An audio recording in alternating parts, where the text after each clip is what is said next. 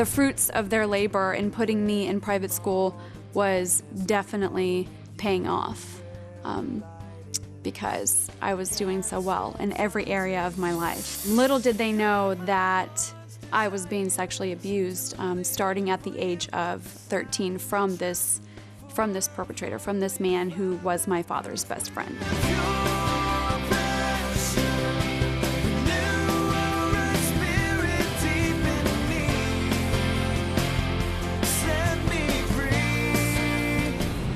I know that it's from the enemy, and I just remember the verse in Isaiah that says, when you pass through the waters, I will be with you. And I say, Father, I know that you have never left my side. I know that you've been with me every step of the way.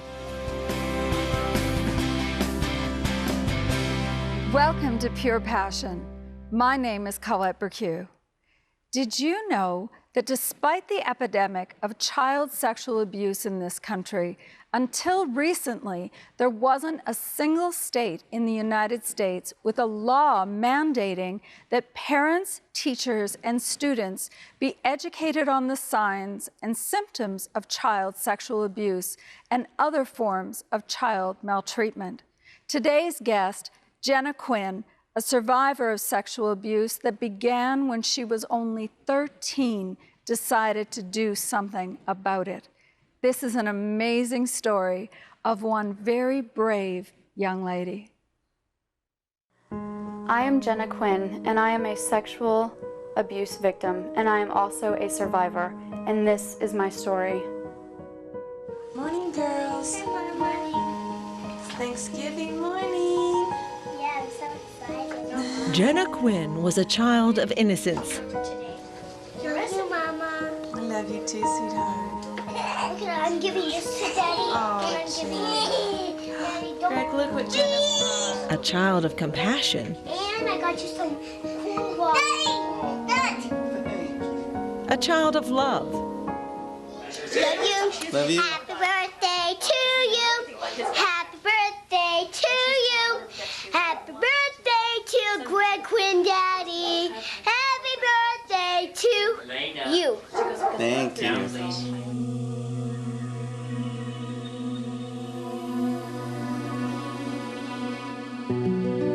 But when Jenna turned 13, a family friend dragged her down the long, dark path of sexual abuse. This is a death, a murder that takes place in silence.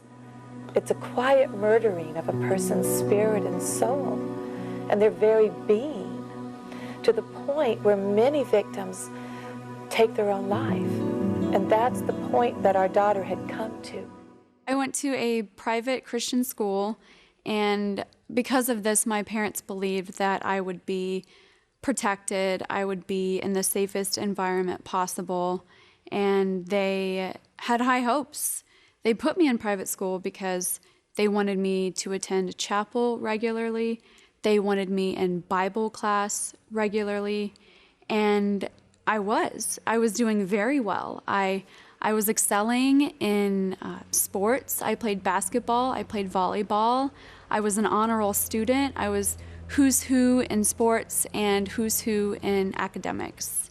And the fruits of their labor in putting me in private school was definitely paying off because I was doing so well in every area of my life. And then all of a sudden, we started to be friends with one of the coaches that was there. He coached off-season for the basketball team. And they were best friends with my parents. So his wife was best friends with my mother. My perpetrator was very, very close with my father. And not only that, they had an older son who I was best friends with. And my older sister was also best friends with his daughter, my perpetrator's daughter. So as you can see, the sibling relationships, they all lined up, and we ended up spending lots of time together during school activities as well as after school and in extracurricular activities as well. We even went on holiday trips together. We spent spring break, Thanksgiving, Christmas. They were basically family. And so little did my parents know that through their best efforts to protect me and give me the best education possible, the best biblical teaching possible, little did they know that I was being sexually abused starting at the age of 13 from this perpetrator, from this man who was my father's best friend. In my case, the verbal grooming started at age 12. Now, verbal grooming, examples of verbal grooming are giving gifts, giving money, basically smooth talking and winning the child over to establish a one-on-one, dyadic, intimate relationship.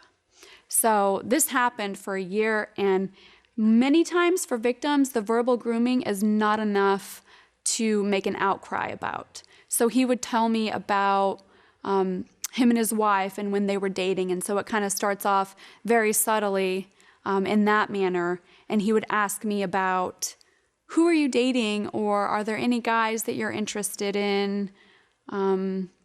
Just personal information about my dating life that isn't too bizarre to say anything about, but at the same time, you know, each act of verbal grooming got more and more invasive into my personal life, and it gets far enough to where it's embarrassing to say, oh, guess what, you know, this perpetrator said, or guess what he said. So the verbal grooming part occurred for a year, and then the physical acts of sexual abuse occurred starting at age 13. He parked the car and he looked over at me and he said, you know, you're a really special girl, you know that? And I was like, yeah, thanks, you know. And he was like, you're so special. And then like he reached over with his right hand and then he started rubbing me on my crotch. I was tormented at night. I couldn't sleep. I had insomnia. And what was happening to her terrified her.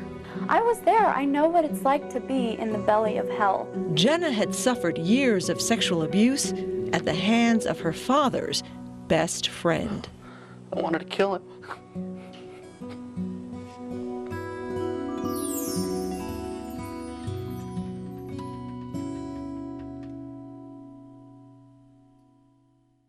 Upon the initial contact, I froze. It was shock and disbelief. I was paralyzed. I was absolutely paralyzed in fear because there's so many thoughts that run through your head. And of course, it occurred where it was just him and I, and there was nowhere really to go. After the first time, I was dropped off, you know, at my house, at my parents' house, and I told myself that it didn't happen. I absolutely said, that didn't happen. It's not going to happen again. I'm sure it won't happen again. It couldn't possibly happen again. And I just minimized it and I suppressed it because of the relationship. I mean, in my mind, I thought, well, there's so many ramifications for if I were to tell. If I were to tell, then, you know, my father would lose his friend, my mother would lose her friend, I would lose my friend, my older sister would lose her friend, and, you know, that's a lot. That's a big family dynamic. And so that's usually what perpetrators do, is they prey on that relationship. That close relationship is a deposit for the child's silence, because it's easier to tell anything. It's easier to disclose about a stranger than it is someone that you know. He certainly threatened me and told me that no one would believe me. They would never find any kind of evidence, and that it was our little secret and that I shouldn't say anything or else he would get in a lot of trouble. And he continued to make very strong verbal threats because he was a man of high status. He had a white-collar job, did very well in his community. He was even involved at his church that he attended. And so because of his status and and his verbal threats, that was enough for me at 13 to be afraid. The sexual abuse occurred for 4 years and ended when I was 16, when I was able to have my own car and not go near him. I completely changed. My personality changed. You know, I was always peppy. You know, I was on homecoming corps every year in high school. And I've always been a very joyful, bubbly individual. You know, I love people. And unfortunately, that's who perpetrators pick when they do pick their victims. So that personality completely changed. I started to be very introverted. I started wearing dark clothes. I had no interest in the opposite sex. I had a pretty cute little junior high boyfriend, you know, at the time this initially started. And, you know, immediately I broke up with my boyfriend, not really saying much, but didn't want anything to do with any kind of male figure. And so for years, I avoided men and I did not date. I had no healthy interest in the opposite sex. And much of that had to do with the fact that I didn't want to be loved. I didn't believe I could be loved. And I certainly, because I was struggling with loving myself, didn't want anyone to love me because I couldn't accept it. Many victims feel a false sense of shame, and they're afraid to love themselves, and they feel as though they did something to bring about the abuse. And it's a false sense of shame. It's absolutely false. And that's exactly what the enemy wants you to believe. He wants you to believe that you're invaluable and that you're worthless and that you're not worth loving. And as long as that secret is kept silent and you don't speak out about what's happened, about the sexual abuse, as hard as it is, when it stays hidden, you start to believe those lies from the enemy, and you start to believe that, you know, you are worthless and that you did bring it on. And the false sense of shame, you know, breeds more isolation, and it breeds more fear, and it breeds more shame. And it's a cycle. Many perpetrators tell the victim that it is their fault, or they brainwash the victim, so to speak, and they tell the victim that, you know, they wanted it and that they deserved it and that they were asking for it, which really, really impedes on the cognitive process for the victim. And so after hearing it and believing it and already feeling a false sense of shame, victims will begin to accept that as truth. Jenna's odd behavior upset her parents deeply, but unaware of the horrors of sexual abuse, the Quinns could not spot the signs that are so typical in young abuse victims. So many times we would ask ourselves, what's the matter with Jenna? Her personality began changing. She became more moody. She would have little outbursts of anger that were not typical of her personality. She became depressed. She had a terrible self-esteem. She felt she was ugly. And at first we felt, well, that's a typical junior high, early high school feeling for girls.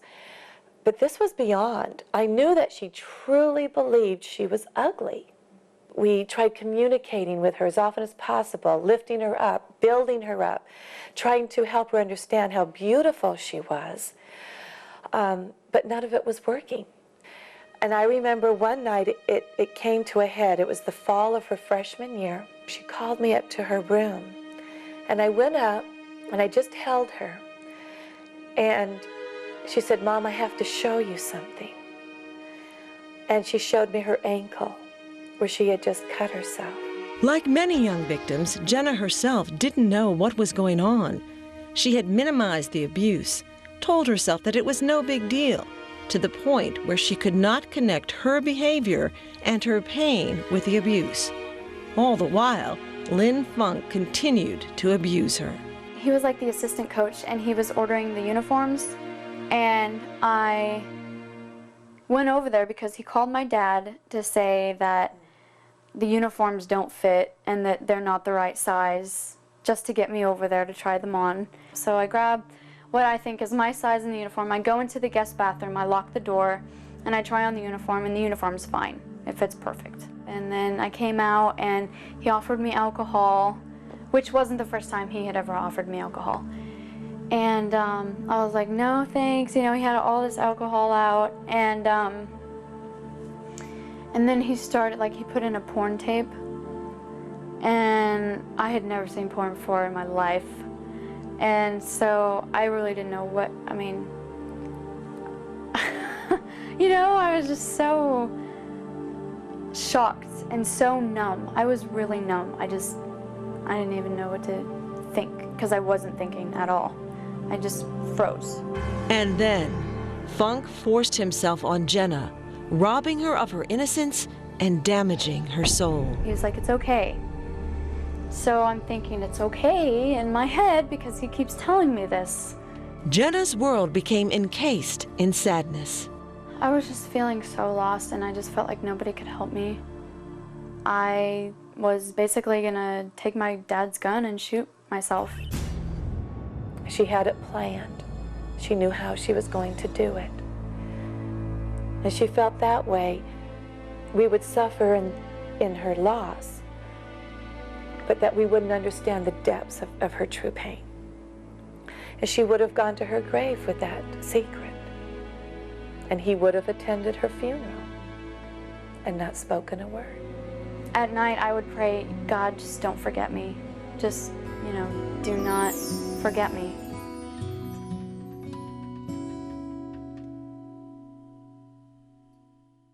Those who loved Jenna could never forget her. But after 3 years of abuse, her pain had increased to the point where older sister Stephanie decided to have a heart-to-heart talk with her little sister. So on the day after Christmas, Stephanie took Jenna to lunch and asked her, Jenna, I really want to know. I'm going to ask you something. Has anybody ever hurt you? And I waited for a response, and it didn't take but a few seconds, and she just started crying. I didn't feel it coming on. I just started crying. I said, Jenna, you have to tell me who's been doing this to you? And she said, I can't tell you. It's going to ruin everything. It's going to ruin it. And so I just said, Jenna, I got real serious with her, and I said, Jenna, you will tell me who this person is. Stephanie pulled all that information out of me and got me to say everything. That's when she said, it was Mr. Funk. And so I just was in shock. That night, Stephanie called a family meeting. We just sat close, leaning forward, not imagining what she would have to tell us. And then that's when Jenna finally told us that she was being hurt, and that the person hurting her was Mr. Funk. Our response at that was shock and anger. I had no idea what was coming. I had no idea. And we were going to confront him in the presence of his wife about what he had been doing to my daughter. I wanted to kill him.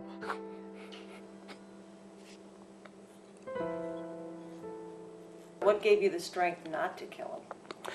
My faith in God. Honestly, if I didn't have my faith in God, he wouldn't be here today. I felt like I was in prison. I felt like I had handcuffs on me because I couldn't do anything. I mean, I knew what I could do, and I dreamt about it and thought about it every day, but I couldn't do it because of my family and my faith. The Quinns did the right thing by calling the police. After an investigation, Lynn Funk was arrested and charged with several counts of sexual contact with a child. After his trial, Funk was found guilty and sentenced to 20 years in prison. The pain doesn't go away even when you get justice. The healing part takes a long time. But we are healing. We're healing. It just takes a long time. It's a process. We have good days and we have bad days. In the moment where I feel I have a flashback, or, I'm feeling as though, I have blame and I have a false sense of shame, and that memory comes and it's strong and I'm feeling as though I'm a victim again, I first of all recognize it, because what I used to do is just suppress it immediately and minimize it. So the first thing is to recognize it for what it is, and usually that is a lie of the enemy. And from that point on, I just tell God directly. I tell him my thought. I say, Lord, this is how I'm feeling, because, thank goodness the Lord made us to feel. We have all of our emotions for a reason, and we're supposed to share our emotions with Christ. And for me, that has been where I've seen the most healing, is sharing, Father, I feel angry, and because I feel angry, I'm telling you that I feel angry. Help me with my anger. And before you know it, his peace is able to flood in. But it's giving him that authority, letting him be Lord in your life. And so for me, when I get those feelings, I know that it's from the enemy. And I just remember the verse in Isaiah that says, when you pass through the waters, I will be with you. And I say, Father, I know that you have never left my side. I know that you've been with me every step of the way. And I thank you for giving me strength in this moment. I don't know where I would be if this had not have happened, but I know that because I gave it to the Lord, he's been able not only to make me stronger than I ever imagined I could be in my walk with him and in my relationship with other people and in the boldness that I have. It's worked out for my benefit, and that's exactly what his word promises us. His word promises us that, he will turn things around and work it for our benefit. I know some people are probably thinking, well, this is just great. It worked out for her, that's fine, but it's not going to work out for me. Well, that's not right at all. It will work out for you, but you need to get to that point where you want to make it right, where you want to come out. Just know that it's not your fault. You were picked. These perpetrators, they choose their victims very carefully, and they only choose the ones that they feel like they can control, manipulate, scare, intimidate. There was a violation of every part of your being, and you have nothing to be ashamed of. That's what they need to know. That's the first step in healing. At the Children's Advocacy Center, it's a nonprofit organization where, victims of abuse, the families, the parents, anybody who's a victim can go and receive free counseling. So it's a great program. And I started to see 3 and 4 and 5-year-olds, boys and girls that were much younger than me, who had been through horrible sexual abuse. And they couldn't even verbalize it. They didn't even have the language to say, this is what happened and it was wrong. And that really just broke my heart. From that point forward, we started to write the draft for Jenna's Law, which is a Texas state law that falls under the Texas Education Code, and it's House Bill 1114. And after about a year and a half of just praying it through and being as diligent as we possibly could be with seeing this law through the Austin State House, it was passed in 2009. And Jenna's Law, which bears my name, mandates that every parent, teacher, and student in the state of Texas is educated on the signs and the symptoms of child sexual abuse and other forms of child maltreatment. And before this law, no law like it in the education system existed in the United States. And I still am in shock that the law has passed, and I'm still blown away about all that God has done and will do, not just in my life, but in other victims' lives. I know that statistically, many of you watching this program are survivors of child sexual abuse. I hope that you've done what Jenna first did and have gotten help from solid Christian counselors who specialize in this kind of abuse. Perhaps there are others watching who would like to make certain that there is a Jenna's Law in your state. Whatever God is calling you to do in response to the example of this brave young lady, make sure you seek confirmation from the Lord and then move according to His direction. For with God there is nothing broken that cannot be mended and nothing stolen that cannot be redeemed. Until next week, I'm Colette Burque for TV with one pure and holy passion.